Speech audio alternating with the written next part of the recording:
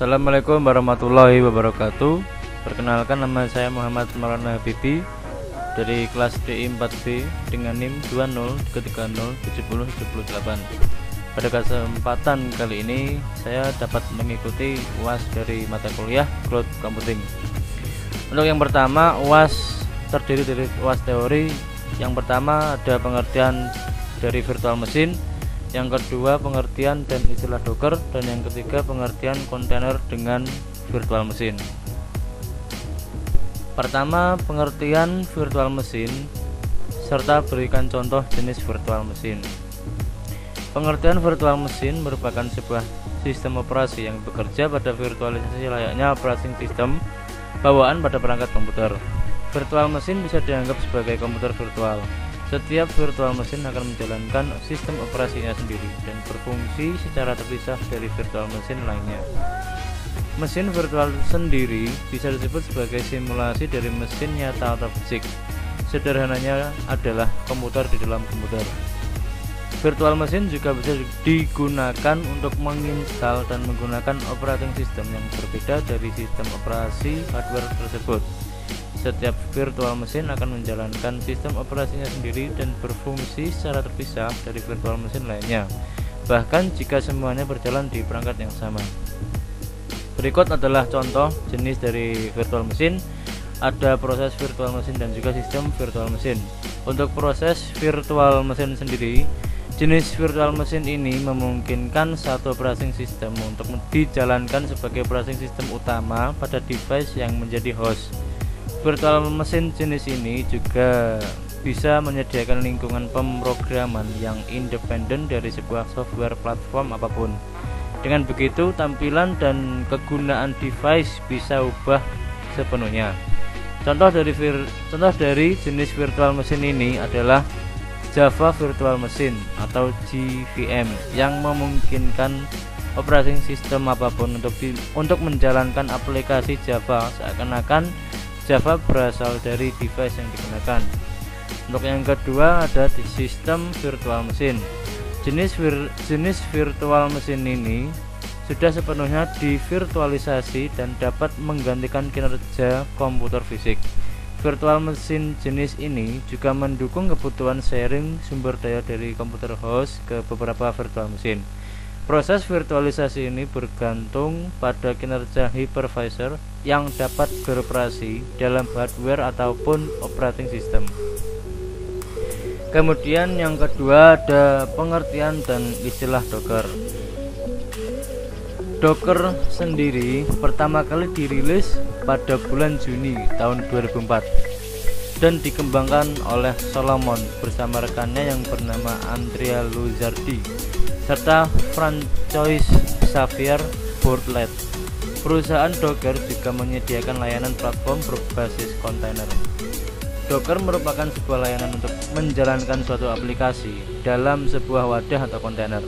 Aplikasi dan file pendukung yang dijalankan dalam kontainer tersebut dapat berada dalam satu wadah virtualisasi.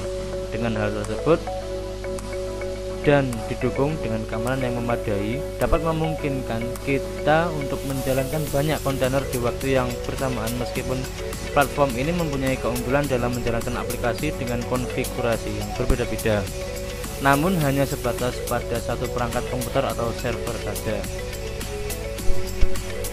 Kemudian yang ketiga yaitu ada perbedaan kontainer dengan virtual machine.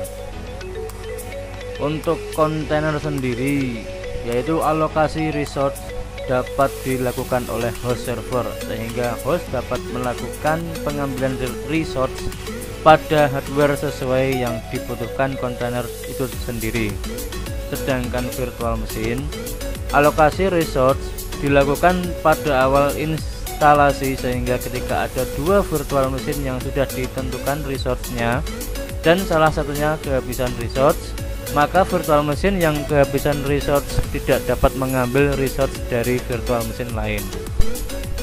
Untuk berikutnya, kontainer dapat menjalankan program secara langsung di OS itu sendiri. Jika virtual machine tidak ada hypervisor, maka virtual machine tidak dapat berjalan. Untuk selanjutnya, pada kontainer akses ke kernel ini tidak tersedia atau tidak dapat mengakses kernel, melainkan jika pada virtual machine dapat memiliki akses ke kernel, itu dapat menjalankan aplikasi yang ada di dalamnya. Untuk selanjutnya, yaitu pada kontainer dibutuhkan oleh developer yang ingin melakukan deploy aplikasi. Untuk virtual machine itu sendiri seringkali digunakan untuk kebutuhan hosting. Selanjutnya, virtualisasi pada level OS untuk kontainer, dan untuk virtual machine virtualisasi pada level hardware. Kemudian pada kontainer waktu startup dalam hitungan detik, jika virtual machine waktu startup dalam hitungan menit. Jadi selisih banyak waktu, lebih lama daripada kontainer yang hitungan detik. Kemudian yang terakhir itu pada kontainer, performa maksimum tergantung pada hardware fisik.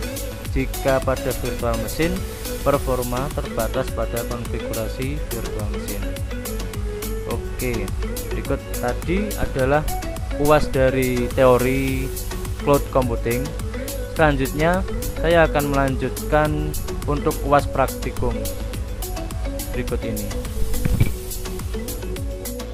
Oke, pada kesempatan kali ini saya akan melanjutkan praktikum dari UAS cloud computing. Masih ada beberapa praktikum yang belum dikerjakan, itu nomor 5, 6, 7, dan 8.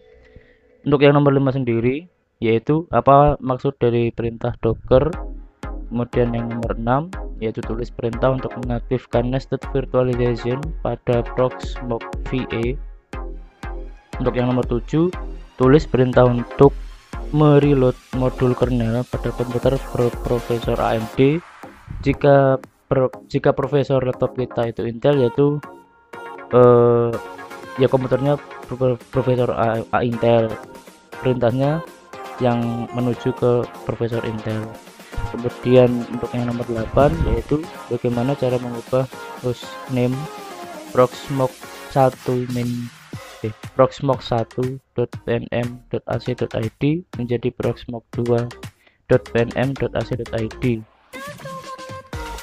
Untuk yang nomor 5 sendiri, kita menuju ke VirtualBox, kemudian kita menuju ke terminal. Selanjutnya kita menuliskan perintah, yaitu sudo username min a g docker $user. Perintah ini untuk melakukan komen pada docker tanpa melakukan sudo, yaitu dengan menambahkan privilege. Selanjutnya kita menuliskan password kali. Selanjutnya kita akan menuliskan perintah lagi, yaitu su min $user. Kemudian kita klik enter. Selanjutnya kita mengetikkan password kali kita. Untuk perintah kali ini yaitu menyimpan dan mengaktifkan anggota grup user baru. Untuk selanjutnya yaitu kita akan menuliskan groups.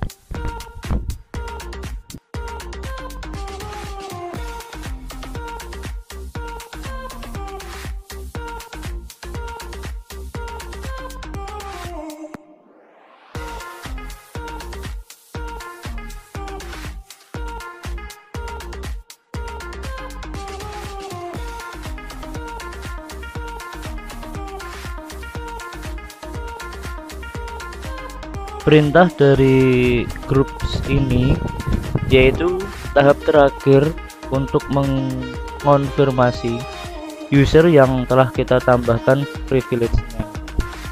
Selanjutnya kita akan menuliskan perintah lagi, yaitu docker version. Nah, docker version ini mengetahui bagaimana kita versi pada docker yang kita gunakan. Kemudian kita akan menuliskan perintah lagi, yaitu docker search php 7.2 min fpm min alpin. Nah, perintah ini untuk mengecek keberadaan image yang kita cari pada Docker.co. Langkah selanjutnya yaitu kita akan menuliskan perintah docker full php 7.2 min fpm min alpin. Nah, perintah ini untuk mendownload file image yang tadi kita cari menggunakan perintah tersebut.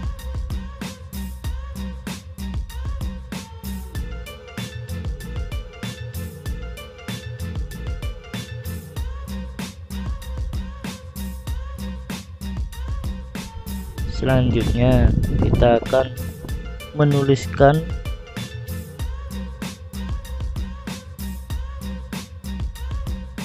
bentar, ini masih mendownload.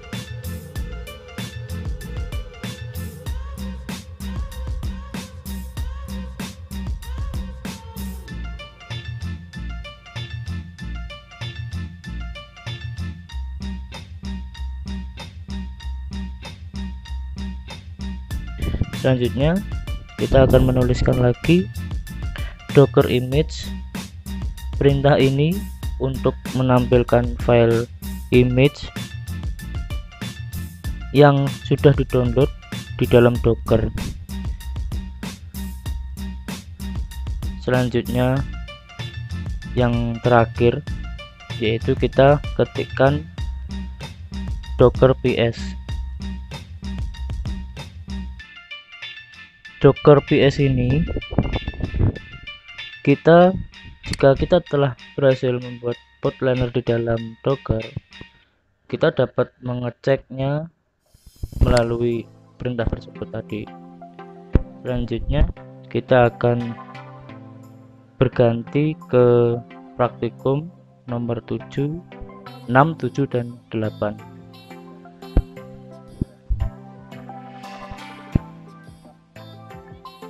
Untuk yang nomor 6 yaitu tulis perintah untuk mengaktifkan nested virtualization pada Proxmox VA.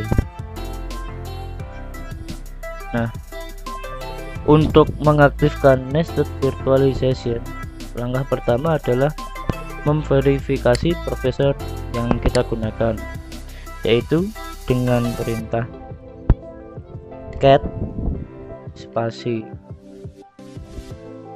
/sys /modul /kvm underscore. Nah, yang kvm underscore ini selanjutnya kita menuliskan prosesor yang kita gunakan. Jika prosesor pada laptop kita Intel, maka kita menuliskannya kvm underscore Intel. Jika prosesor yang kita gunakan itu AMD, maka kita tuliskan kvm underscore AMD. Kemudian /parameters /nested. Jika sudah ada respon Y, maka itu sudah berhasil.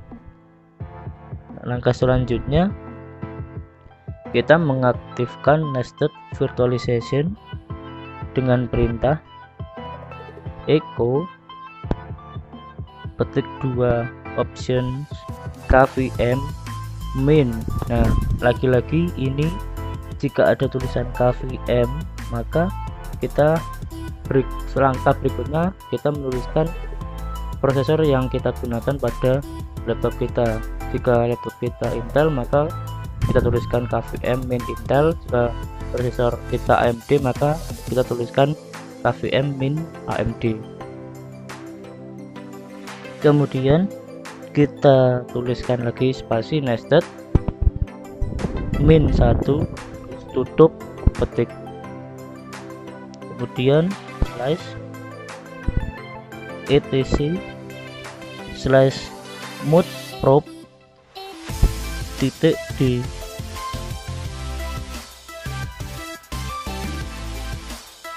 kemudian slash kvm min intel dot conf conf.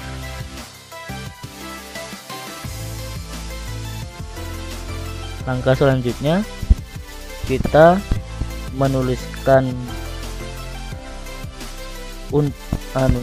ini perintah untuk reload kernel kvm. Jadi untuk membuat atau mereload kernel kvm bisa menggunakan perintah sebagai berikut, yaitu kita tuliskan mood probe min r kvm underscore prosesor kita, kemudian kita enter, kita tuliskan lagi mood probe kvm min prosesor kita.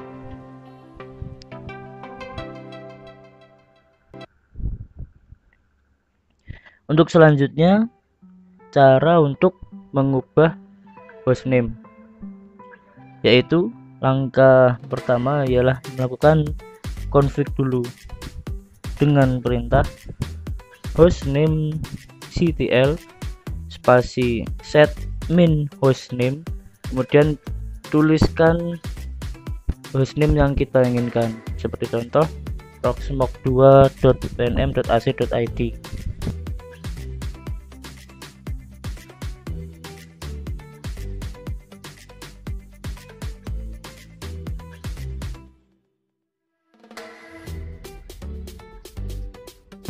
Lalu kita memverifikasi perubahan tadi dengan mengetikkan hostname ctl.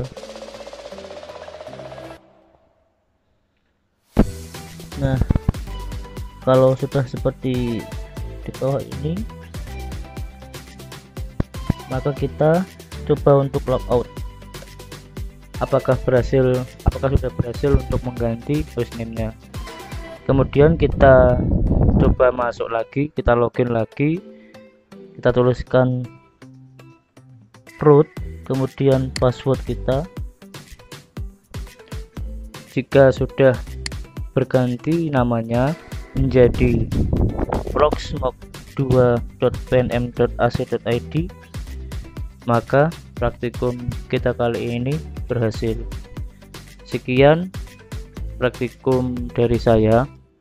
Bila ada salah yang disengaja maupun tidak, saya meminta maaf yang sebesar-besarnya.